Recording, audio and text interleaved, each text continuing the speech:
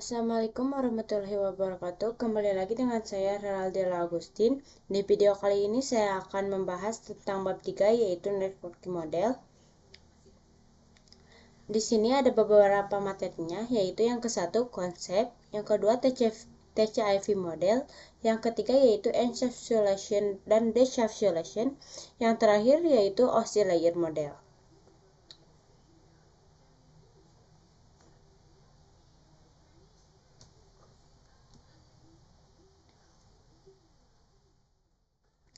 Kita ke materi yang selanjutnya, yaitu yang pertama, konsep. Jaringan komputer mengacu pada perangkat komputasi yang saling terhubung serta dapat bertukar data dan berbagi sumber daya satu sama lain. Untuk terjalinnya proses bertukar data tersebut diperlukannya aturan yang mendefinisikan bagaimana kumpulan komputer agar bisa saling berkomunikasi. Nah, aturan tersebutlah yang disebut dengan networking model. Jadi, bagaimana setiap vendor dapat saling berkomunikasi dengan open standard networking model yang tersedia. Untuk saat ini, open standard networking model yang tersedia dan terkenal ada dua, yaitu TCP/IP model dan OSI model. Before open networking model access. Yang pertama yaitu Edge vendor create their own networking model. Yang kedua yaitu on 1974 IBM Creator System Architecture Network. Yang ketiga other vendor also created their own networking model. Ada juga after open networking model access, yaitu every vendor uses same networking model then can combine each other. Langsung aja kita ke materi yang pertama, yaitu TCP/IP model. TCP/IP model merupakan jenis networking model yang saat ini digunakan. Jadi TCP/IP itu mendefinisikan suatu protokol agar antar komputer utama yang berbeda network itu bisa saling berkomunikasi. Nah, untuk membantu dan memahami, setiap networking model itu pecah menjadi bagian-bagian kecil yang disebut sebagai layer. Secara dokumentasi TCP/IP model terdiri dari 4 layer. Namun penerapan dalam real network TCP/IP model lebih mudah untuk dibagi menjadi 5 layer. Yang pertama ada application layer. Application layer berfungsi sebagai antarmuka dengan aplikasi, mengatur bagaimana aplikasi dapat mengakses jaringan dan kemudian membuat pesan-pesan berskala.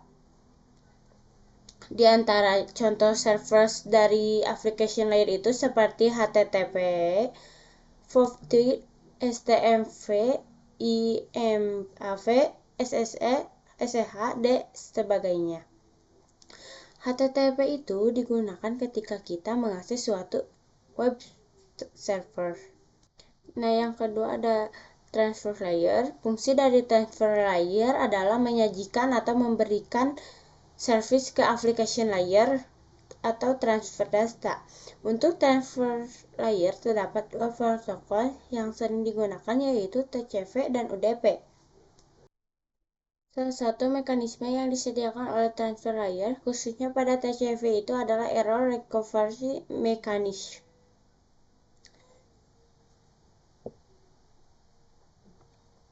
Yang ketiga ada network layer. Untuk network layer hanya terdapat satu contoh, yaitu IV. Dan IV menyediakan dua fitur yang sangat penting, yaitu addressing dan routing, yang dimana berfungsi untuk menangani konektivitas dan pemilihan jalur. Setiap perangkat jaringan memerlukan alamat unik di jaringan.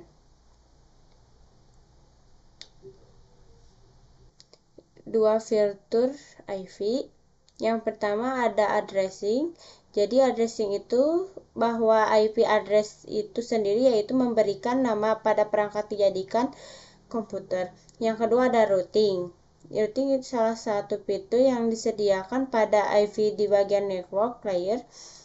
Di bagian network layer yang bekerja layaknya kantor, mencari rute tercepat untuk sampai tujuan. Nah, yang keempat ada data link layer dan physical layer. Data link layer mendefinisikan protokol yang dibutuhkan pada physical layer. Salah satu pada data layer ia adalah VCS atau Frame Check Sequence, yaitu Error Detection Mechanism, atau hanya mendeteksi error tanpa recovery. Addressing yang digunakan pada data link layer adalah MAC address. Physical layer mendefinisikan cabling pada suatu jaringan komputer atau mendefinisikan secara fisik apa yang digunakan untuk menghubungkan antar device.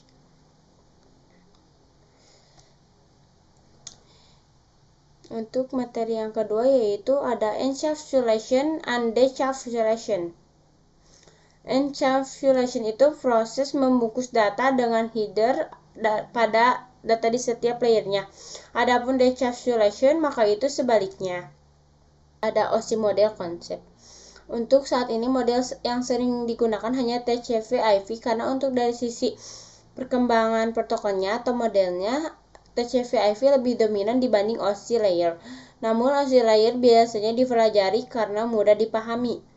Sebelum networking model ada, setiap vendor membuat atau memiliki networking model masing-masing.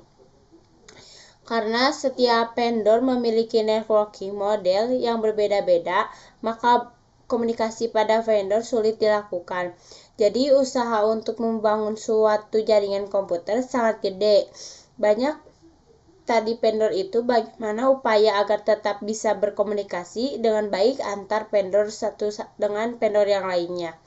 Oleh karena itu, dibuatlah sebuah model atau sebuah standar atau spesifikasi minuman oleh ISO atau International Organization of Standardization pada tahun 1984, yaitu dengan nama OSI atau Overt System Interconnection, atau bisa juga disebut OSI 7 Layer Model.